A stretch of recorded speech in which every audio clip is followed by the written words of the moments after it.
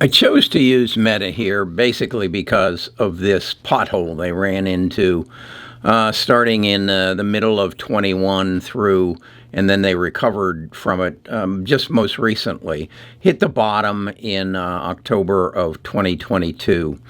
This all happened as Meta rebranded itself, had some issues with Apple not forwarding their ads on Apple phones, and then broader market conditions with the interest rates coming down. And then why it went up is they did some major cost-cutting measures and said they were going to reorganize their company and they were going to direct their efforts more directly towards artificial intelligence rather than the metaverse as they had in the past. And you can learn from that because this is all information that that Mark shared with the investment community in his earnings reports, both the projections for not such good earnings in the future, and as well as then the cut in people and the change in their business plan.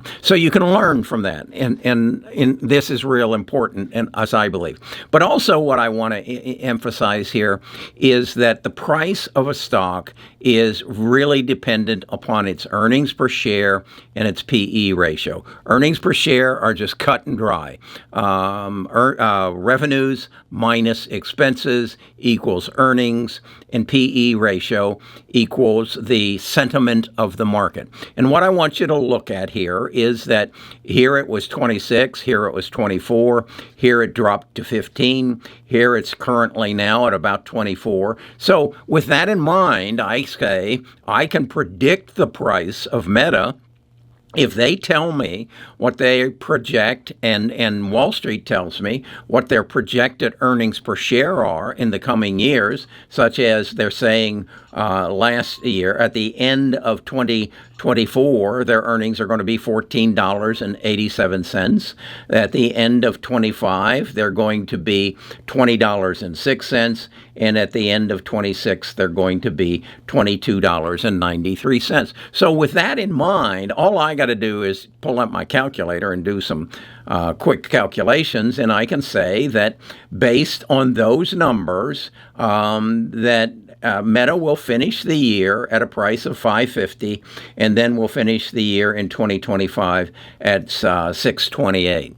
Well, if you buy into that, and if history proves, and I did this yesterday on Amazon and Nvidia, and so I hope you are now understanding how the numbers on my cheat sheet are derived, and it is by accessing the data that the companies and Wall Street gives me, and then using historical PE ratios to multiply the price out. Now, also what you got to recognize is what could disturb these. Well, the same thing that created the drop here. And so how do you become aware of these changes that could change the price here? You listen to their earnings calls.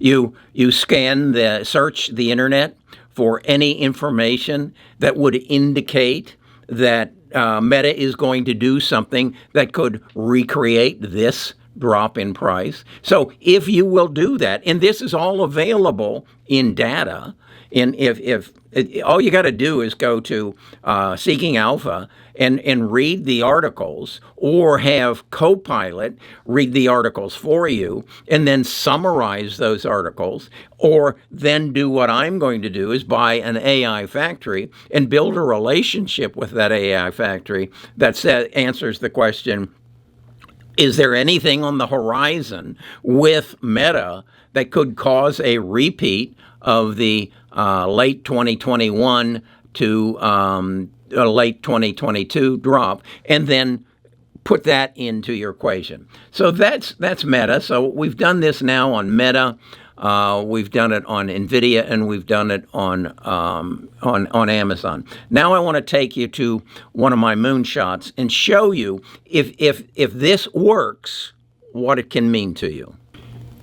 This is Aehr. To give you, if you don't know what Aehr is, they are in the semiconductor business, they make a piece of equipment that will take the wafers that are made by Taiwan Semiconductor and test the transistors on those wafers to make sure they work before they are shipped out to Nvidia or to Tesla and used in some fashion that they damn well better work, okay? Now, if you put them in a toaster, as I said, you may not want to pay for the extra cost of testing them. But they created a better machine than anybody else in that their machine doesn't test one wafer at a time. It tests, I believe, 6 at a time. So they kind of owned their industry. And as you can see, as the EV market kind of took off, so did their business. Their price went from $7 a share to $60 a share. So what I've done is recognize that they have some potential if the EV market comes back, if the importance of testing wafers becomes more important, which I believe it will, as these semiconductors, these GPUs are being made and used for artificial intelligence. I believe that, and Wall Street, as I will show you, believes they're going to rally. But again, let's look at what the numbers are. This is a mistake. Their earnings per share was 42 cents per share in January of 2022.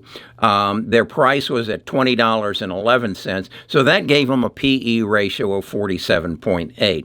They then dropped down, came back up, finished 2023 relatively strong. Their earnings per share went from 42 to 59. Their revenues jumped from 17 million to 51 million. And their price went to $26.53. So thus, their PE ratio went from 47.8 to 52.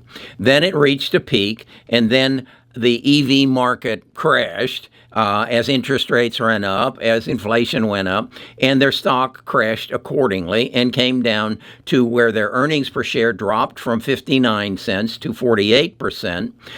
Their revenues continued to grow, and their price went down to $11.58, which now means their PE ratio dropped from 52 to 24. Okay, now we go and we look at what are they projecting? What is Wall Street projecting in the future?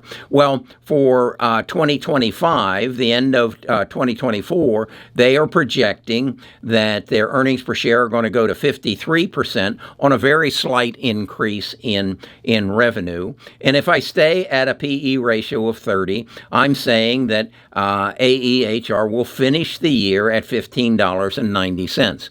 But then Wall Street is of the belief that by the end of 2026, EVs will be back, interest rates will be down, and AEHR, Aehr Test Systems, will generate $227 million in revenue, up from $68 million, staying with a 30 PE ratio.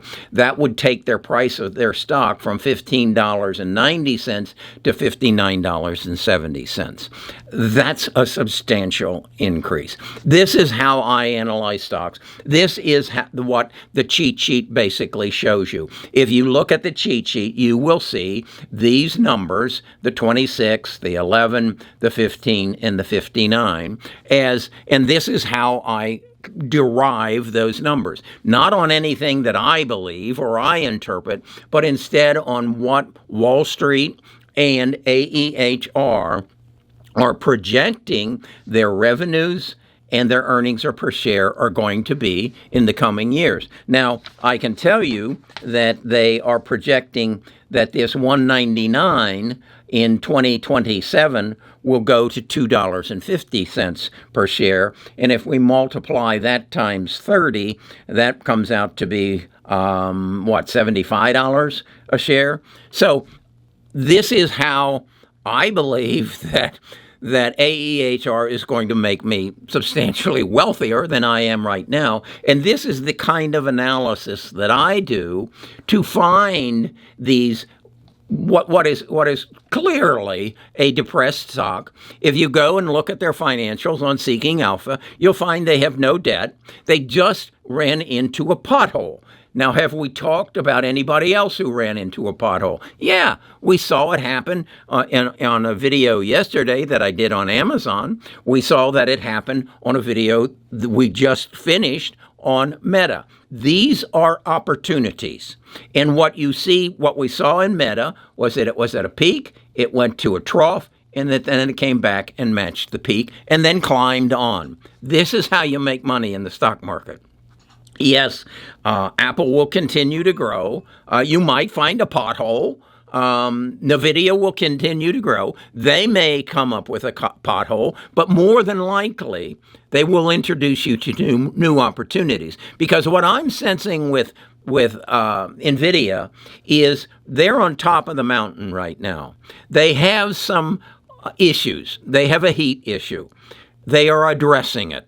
They are collaborating with other companies to address this heat issue. It's just like SMCI indicated. If you listen to Charles last month, he told you of the servers that we shipped last year, 1% of them had liquid cooling. He said by the end of this year, that will jump to 15%. And by the end of 2025, it will be up to 33 or 50%. Why is that?